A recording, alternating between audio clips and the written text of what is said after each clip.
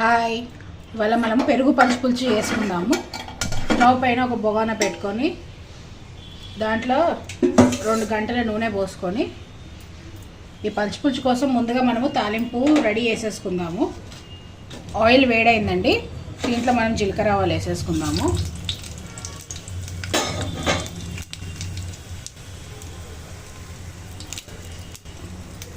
ఎండుమిర్చి,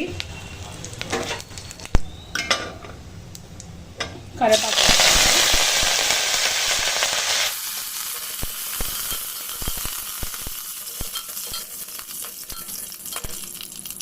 ఇంగువ కంపల్సరీ.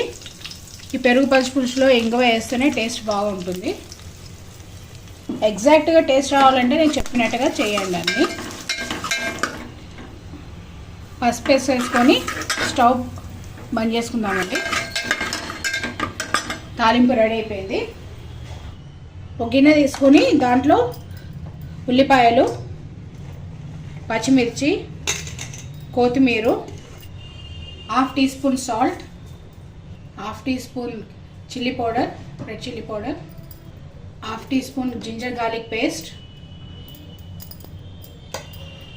వేసేసుకొని ఇవన్నీ బాగా కలుపుకుందాము.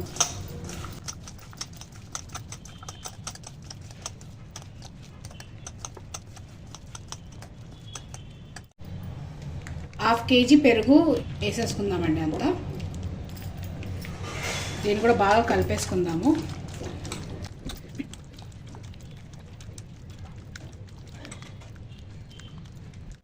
స్మూత్గా రావడానికి కొంచెం పెరుగుతో అట్లా కౌన్కి మనం ఇలా చేసుకుందామండి. కౌన్తో కొంచెం చిలికించుకుంటే స్మూత్గా అవుతుంది.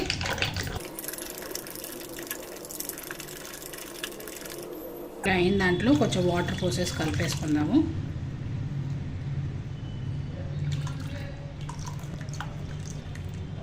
ఇందాక పెట్టుకున్న తాలింపులో ఈ పెరుగుది ఇందులో కలిపేసుకుందామండి.